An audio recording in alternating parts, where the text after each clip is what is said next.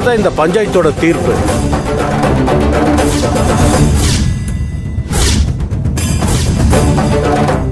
ஐயா மன்னிச்சிருங்க ஐயா. எல்லாரும் போலாம்.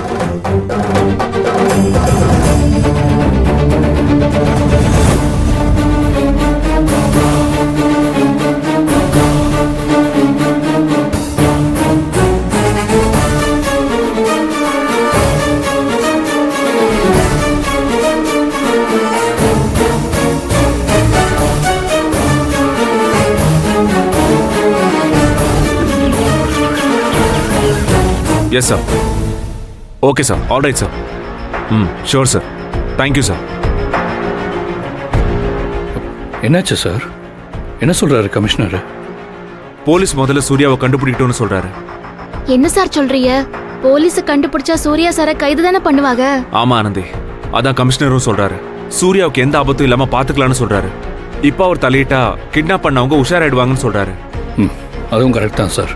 கமிஷனர் இன்வால்வ் ஆகுறாருன்னு தெரிஞ்சு சூர்யா போலீஸ் கையிலேயே கிடைக்காம அவங்க பண்ண கூட வாய்ப்பு இருக்கு. இப்பவும் நான் அப்படிதான் நினைக்கிறேன். சூர்யா சார் போலீஸ் கையில சிக்க கூடாது. ஏன் அப்படி சொல்ற? போலீஸ் சூர்யா சாரை கண்டுபிடிச்சாங்கன்னா அவரை குற்றவாளின்னு அரெஸ்ட் பண்ணிடுவாங்கல்ல. அது நடக்க கூடாது ஆனந்தி. போலீஸ் கண்டுபிடிக்கிறதுக்கு முன்னால நாம கண்டுபிடிக்கணும். சூர்யா சார் நிரபராதின்னு நிரூபிக்கணும். அதுக்கு முதல்ல உண்மையான குற்றவாளி யாருன்னு கண்டுபிடிக்கணும். சூர்யாவை கண்டிப்பா அந்த ராஜாங்கம் தான் கடத்தி வச்சிருப்பான். ஆனா எங்க எப்படி கடத்தினாங்கன்னு ஒண்ணுமே புரியலையே சார்.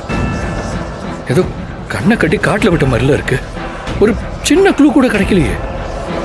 எனக்கு சில பேர் மேல சந்தேகம் இருக்கு.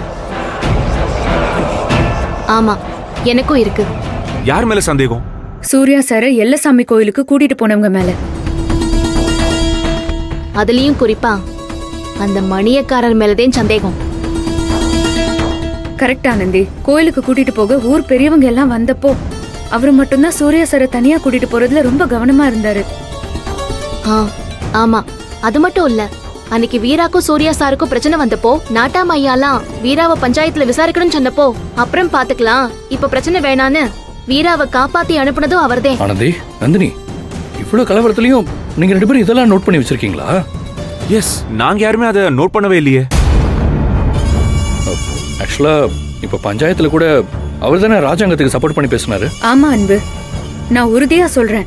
அந்த மணியக்காரருக்கும் சூர்யா சார் கடத்தல், வீரா கொலை, இது எல்லாத்துக்கும் ஏதோ ஒரு சம்பந்தம் இருக்கு. கோயில்ல இருந்து வரும்போது சூர்யா சார் காணாம போனதும் அவர் வீட்டுக்கு போயிருப்பாருன்னு எல்லாரையும் அவர்தே திசை திருப்பி விட்டுருக்காரு. அவரை பிடிச்சு விசாரிச்சாலே சூர்யா சாரும் கிடைச்சிருவாரு. பட் கமிஷனர் சொன்ன பாயிண்ட் இங்கேயும் ஒர்க் அவுட் ஆகும். நமக்கு அவர் மேல சந்தேகம் வந்துச்சுன்னு வெளியே காமிச்சுக்க கூடாது. சைலண்டா காய நகர்த்தணும். அந்த மணியக்காரரை கண்காணிச்சா எல்லா உண்மையும் வெளியே வரும். உண்மையான குற்றவாளிய கண்டுபிடிச்சு சூர்யா சாரை நிரபராதின்னு நிரூபிச்சு அவரை காப்பாத்தி கூட்டிட்டு வரணும். அதுக்கு என்கிட்ட ஒரு திட்டம் இருக்கு.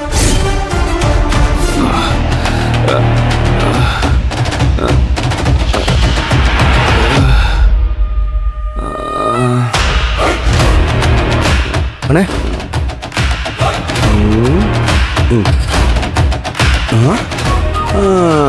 Right right right. ராஜாங்கம், தப்பு பண்ற ராஜாங்கம், நீ பெரிய தப்பு பண்ற. ஏய், இவ்வளவு ரத்தம் வெளியில போயும் பேச்சுல திமிர் குறைதா பத்தியா அவனுக்கு? சுந்தரவள்ளி ரத்தம்ல அப்படிதான் இருக்கும். டேய், உங்க ரெண்டு குடும்பமும் தான் ஊரை விட்டு சென்னைக்கே போயிட்டீங்களே. அப்புறம் என்ன ஊர் மரியாதை வேண்டி கிடக்கு? ரெண்டு குடும்பத்துக்கும் பெரிய பெரிய கம்பெனி எல்லாம் இருக்குல்ல. அங்க 100 கணக்குல வேலை பாக்குறவங்க எல்லாம் ஐயா அம்மான்னு தினமும் உங்க எல்லாருக்கும் மரியாதை கொடுக்க தானே செய்யறாங்க. அந்த மரியாதையை வாங்கிக்கிட்டு அப்படியே இருக்க வேண்டியது தானே.